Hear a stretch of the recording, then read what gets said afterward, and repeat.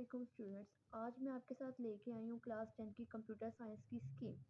तो सबसे पहले मैं आपको शॉक न्यूज़ दूंगी कि क्लास 10 के पेपर सबसे पहले आने हैं 2025 में।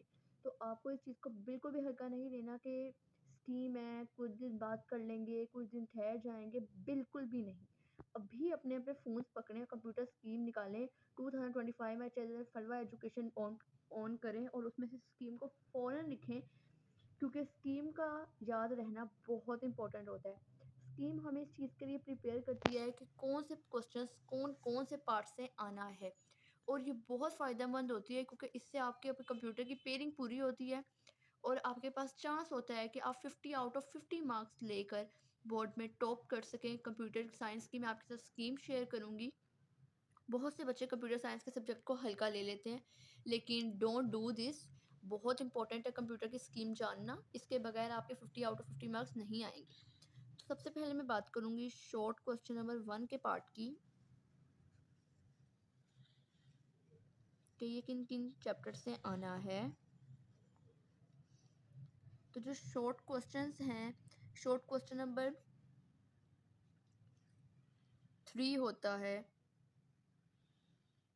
शॉर्ट क्वेश्चन नंबर 2 वो किन किन चैप्टर से आता है।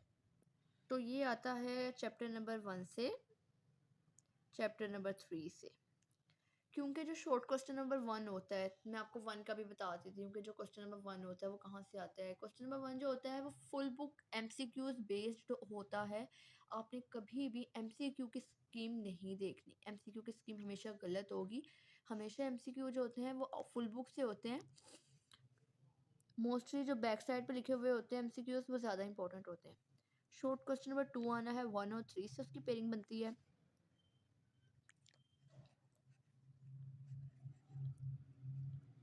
शॉर्ट क्वेश्चन नंबर 3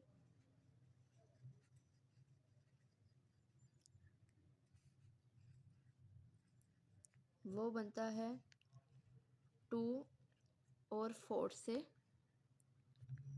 और साथ ही जो शॉर्ट क्वेश्चन नंबर 4 होता है, क्वेश्चन के जो होते हैं हमारे पास 4 पार्ट्स होते हैं, 3 पार्ट्स होते हैं शॉर्ट क्वेश्चन के, उनके अंदर से 4 क्वेश्चंस करने होते हैं आउट ऑफ 6।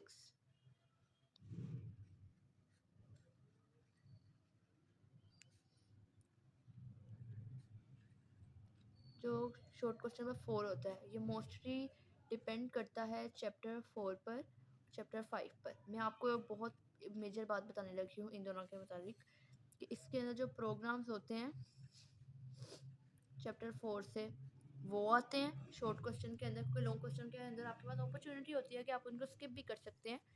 और जो शॉर्ट क्वेश्चन नंबर 4 का 5 वाले चैप्टर से जो पेयरिंग बननी होती है उसमें सारी की सारी डेफिनेशन इंक्लूड होती हैं। उसके अंदर से प्रोग्राम नहीं आता है और डेफिनेशन उसके अंदर बहुत इंपॉर्टेंट होती हैं। मैं आपके साथ स्कीम शेयर कर रही हूँ, डो नॉट मिस इट। ये बहुत इंपॉर्टेंट है, आपने इसको बिल्कुल भी मिस नहीं करना। अगर आप मेरे पैटर्न के मुताबिक तमाम पेपर्स को अटैम्प्ट करेंगे तो इंशाल्लाह आप बहुत अच्छे मार्क्स के साथ टॉप भी कर सकते हैं। मेरे चैनल को लाइक और सब्सक्राइब ज़रूर करिएगा। मेरे चैनल से अपडेट रहने के लिए मैं आपके साथ बाकी सारे सब्जेक्ट्स की भी स्कीम और बाकी चीज़ें, क्वेश्चंस, इंपॉर्टेंट गेसेस वगैरह सब शेयर करूँगी। साथ ही हम बात करते हैं क्वेश्चन नंबर 5 की।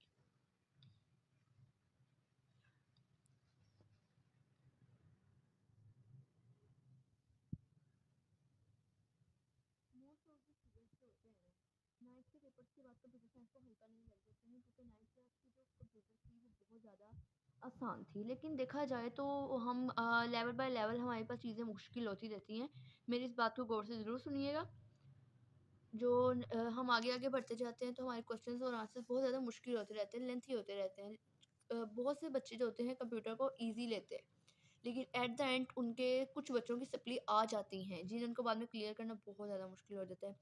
तो बात जहाँ मैं क्वेश्चन नंबर 5 की आपके साथ करूँगी, तो ये लॉन्ग क्वेश्चन बेस्ड है, तो इसमें आपने बिल्कुल गलती नहीं करनी। जिस जिन चैप्टर से मैं आपको लॉन्ग क्वेश्चन बताऊँगी आपने वहाँ से पूरी तैयारी करनी है। क्वेश्चन नंबर 5 जो होता है वो चैप्टर नंबर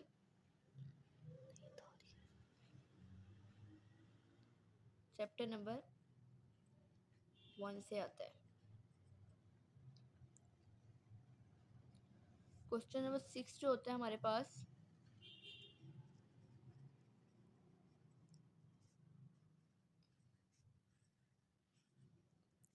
चैप्टर नंबर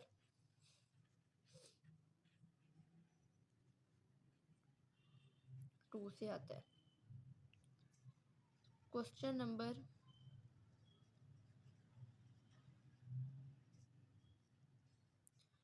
7 जो होता है हमारे पास वो चैप्टर 4 से आता है।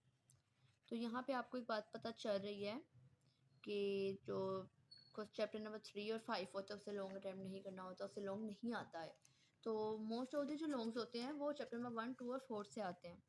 तो मैं आपके साथ इस चीज़ को भी शेयर कर लेती हूँ कि चैप्टर 4 से हमेशा लॉन्ग में प्रोग्राम आएगा, और वो मोस्टली चांसेस है कि प्रोग्राम भी आएगा एरे पे, लूप पे। इन पे जो लॉन्ग क्वेश्चंस बनते हैं ना वो कभी भी भूलने वाले नहीं होते। ये लॉन्ग क्वेश्चंस आपने मस्ट अटेम्प्ट करने होते हैं। ये मैंने आपके साथ शेयर की है स्कीम, कंप्यूटर साइंस की स्कीम आ गई है। ये मैंने आपके साथ कंप्यूटर साइंस की स्कीम जो थी वो शेयर की है।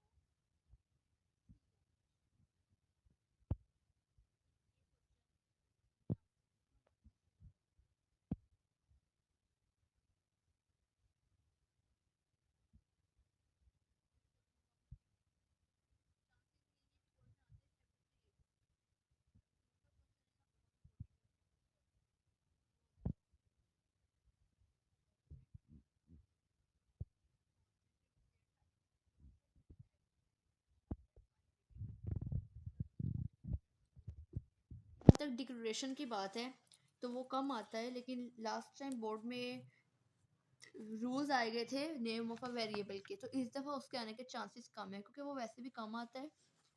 और जो तीसरा शॉर्ट क्वेश्चन है जो बहुत ज़्यादा इंपॉर्टेंट है वो होता है वेरिएबल पे, वेरिएबल टाइप्स। ये है बहुत ज़्यादा इंपॉर्टेंट है। क्वेश्चन नंबर 6 की बात करें अगर हम, तो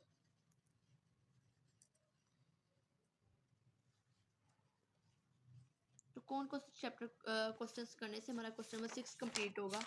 तो मैंने अपने सामने रखी हुई है, बुक रखी हुई है। मैं आपको इस चैप्टर से देख के बताऊंगी कि कौन सा क्वेश्चन है जो बहुत ज़्यादा इंपॉर्टेंट है और कौन सा क्वेश्चन है जिसको आप छोड़ भी देंगे तो आपका वो पार्ट हो जाएगा। जी, तो मैं आपको साथ बता रही हूँ कि क्वेश्चन नंबर 6 के अंदर से कौन कौन से हैं। तो पहला शॉर्ट क्वेश्चन जो क्वेश्चन नंबर 6 को अटेम्प्ट करने के लिए बहुत ज़रूरी है वो है प्रिंट एफ। ये भी मैं आपको बता देती हूँ कि प्रिंट एफ और स्कैन एफ ये दोनों एक ही क्वेश्चन बन के हमेशा आएंगे। गेट सी एच आने के चांसेस कम होते हैं। दूसरा जो बहुत ज़्यादा इम्पोर्टेंट है वो है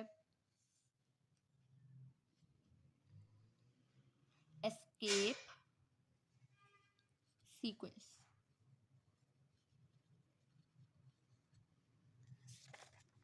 जो तीसरा है वो ऑपरेटर से लॉन्ग आता होता है। ऑपरेटर से हर साल एक लॉन्ग ज़रूर आता होता है।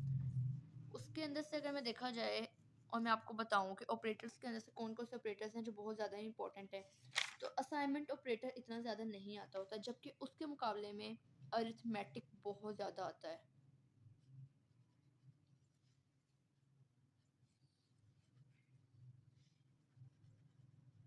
अरिथमेटिक ऑपरेटर, और जो नेक्स्ट है वो हमें आता होता है logical operators with their truth tables.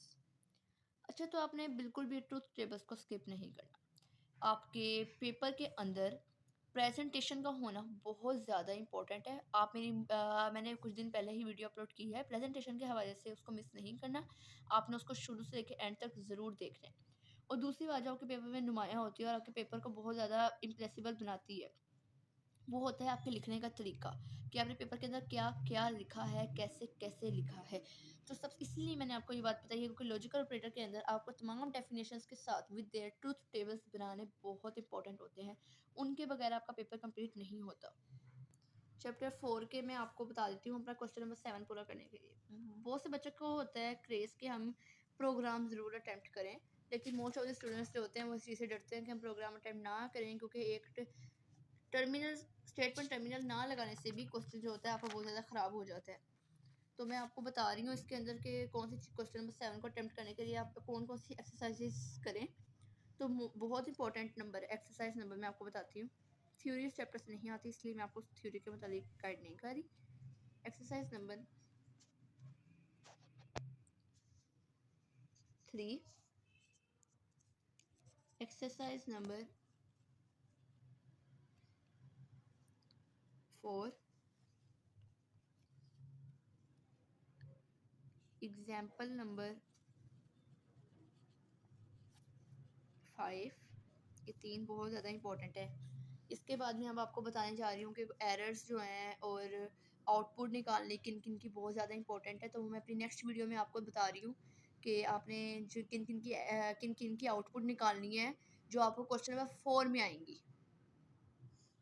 Question number 4 के अंदर 4 और 5 से आने, तो इसके अंदर मस्ट भी होता है कि आउटपुट्स निकालनी और एरर्स निकालनी। ये कभी भी ऐसा नहीं हो सकता कि क्वेश्चन नंबर 4 के अंदर ना आए। तो आपने इनकी प्रिपरेशन ज़रूर करनी है। मैं अपनी नेक्स्ट वीडियो के अंदर आपको बताऊंगी कि आपने कौन कौन से चैप्टर से कौन कौन से क्वेश्चन अटैम्प्ट करके अपने क्वेश्चन नंबर 4 के प्रोग्राम्स वाले क्वेश्चन अटैम्प्ट कर सकते हैं। Thanks for watching. Do not forget to like and subscribe my YouTube channel.